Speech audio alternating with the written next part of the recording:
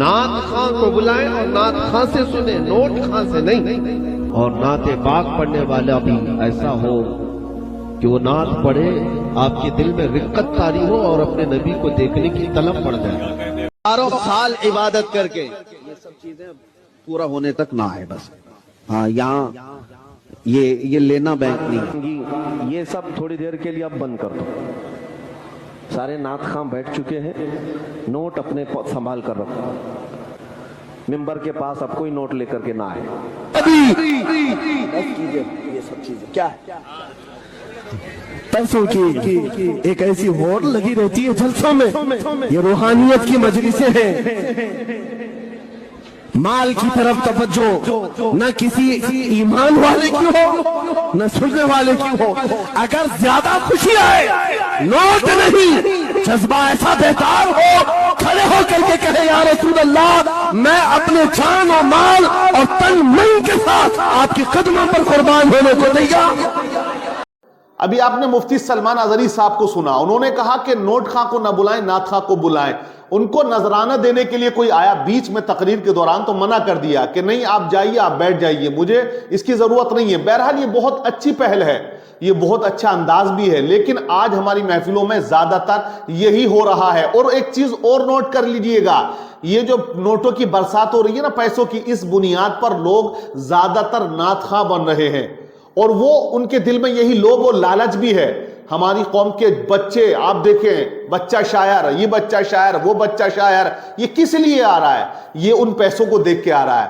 جس کی پڑھنے کی عمر تھی مدرسے میں وہ آج جلسوں میں جا رہا ہے، 10,000 5,000 نذرانے لے رہا ہے. تو یہ ایک طرح سے ہمارے بچوں کا فیوچر جو ہے وہ الگ ہوتا جا رہا ہے. نعت خوانی کو کوئی برا نہیں کہتا کوئی عالم. کچھ لوگوں کو میں نے سنا وہ کہہ رہے کہ یہ علماء اب نعت خوانی کے پیچھے پڑ گئے، نعت والوں کے پیچھے پڑ گئے، شاعروں کے پیچھے پڑ گئے.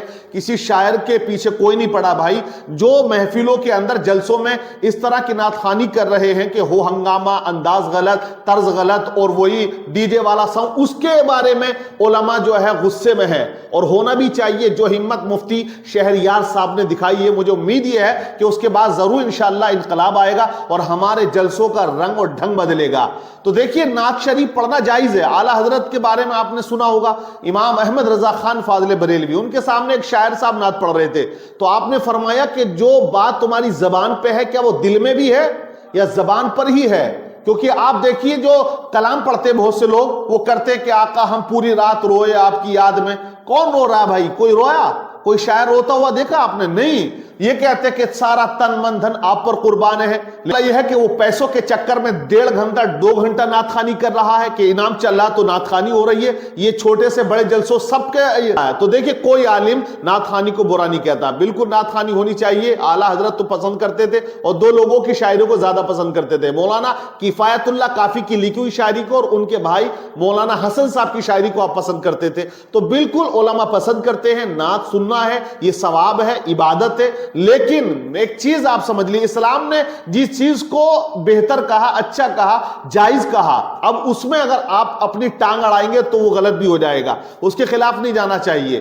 بات جائز ہے، بہتر ہے نعت پڑھنا، اچھا ہے. لیکن میں آپ کو ایک مثال سے سمجھا دیتا ہوں. ایک مفتی صاحب کے پاس ایک بھائی آئے اور انہوں نے مسئلہ پوچھا. کہا کہ حضرت انگور کھانا تو جائز ہے، جب انگور کھانا جائز ہے تو اس سے نکلنے والا جوس حرام کیوں ہے؟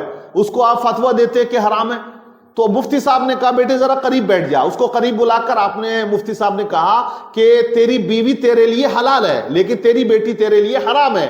حالانکہ تیری بیٹی نے جو جنم لیا ہے وہ تیری بیوی کی کوکھ سے لیا ہے، تو تیری بیوی تیرے لیے حلال، تیری بیٹی حرام. ویسے ہی نکلنے والا جوس جب اس سے الکوہل بن جاتا ہے تو وہ حرام ہو جاتا ہے. آج جانتے ہیں شراب کا نام بدل بدل کے لوگوں کو پلایا جاتا ہے، جوس ہے سیلیبریٹ کے نام پر، یہ بیئر ہے، یہ ٹھنڈی ہے، یہ وہ ہے.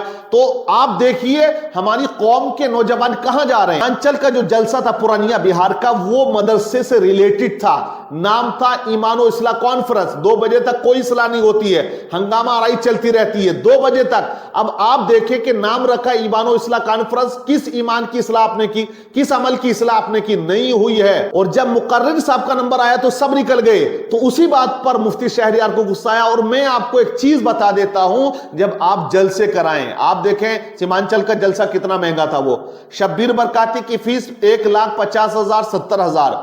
आप देखें उसमें एक शायर और थे जिनका नाम है दिलबर शाही। दिलबर शाही की फीस भी काफी होती है।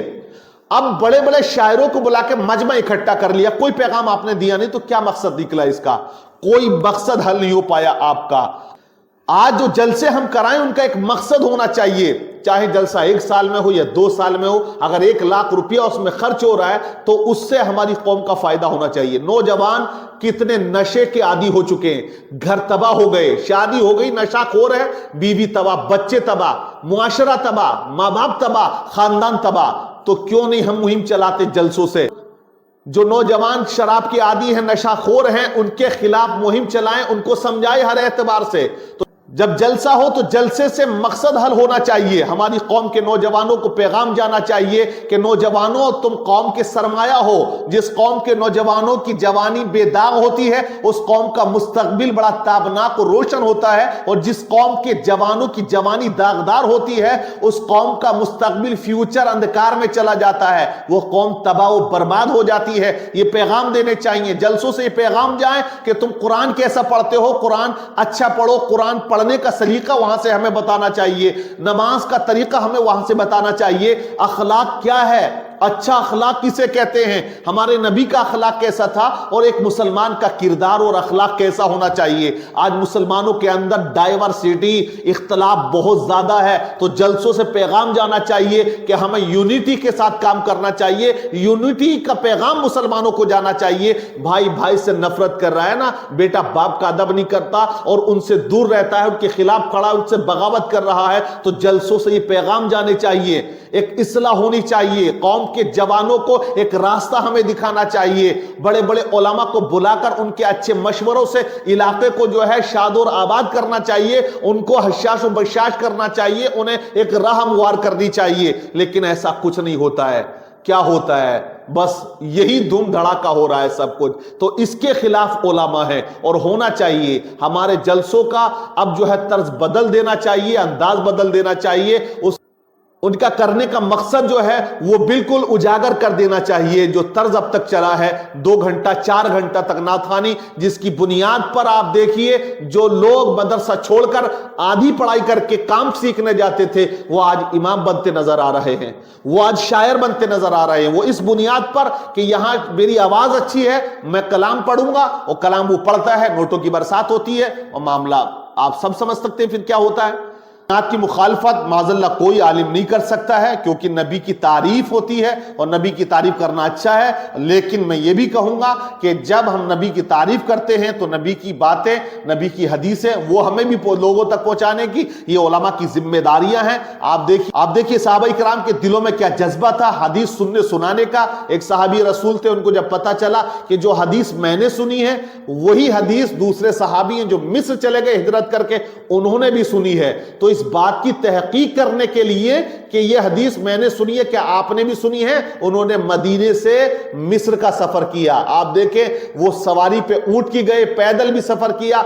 आप जब मिस्र पहुंचे और वो सहाबी जिन्होंने वो हदीस सुनी थी उनसे मिले और उनसे जाकर उन्होंने कहा कि मैं इस गरज से आया हूं कि मैं तहकीक के लिए आया हूं कि यह हदीस मैंने आका करीम सल्लल्लाहु अलैहि वसल्लम से सुनी है कि एक मुसलमान अगर दूसरे मुसलमानों के ऐबों पे पर्दा डालेगा तो अल्लाह कयामत के दिन उसके ऐबों पे पर्दा डाल देगा। ये मैंने हदीस सुनी है, क्या तुमने भी सुनी है? तो उन्होंने कहा जी मैंने भी ये हदीस आका करीम सल्लल्लाहु अलैहि वसल्लम से सुनी है, ये फरमान मैंने आका का सुना है। बाकी तहकीक कर ली सहाबी ने, तो वो वापस आ गए। वहां मेहमान नवाजी के लिए रुके नहीं, वहां और घूमे नहीं, सैरो तफरी नहीं किए। बोले बस मैं इसी बात की तहकीक के लिए, इसी हदीस की तहकीक के लिए आपसे मुलाकात करने आया था। मदीने से मिस्र गए थे और आज हम जलसे में कोई हदीस भी पेश नहीं कर पाते, लोगों को बता नहीं पाते, उन्हें समझा नहीं पाते, तो फिर मकसद नहीं निकल पाता है। तभी तो टोपियां सर पर नहीं होती और वो जलसा सुनने आया है।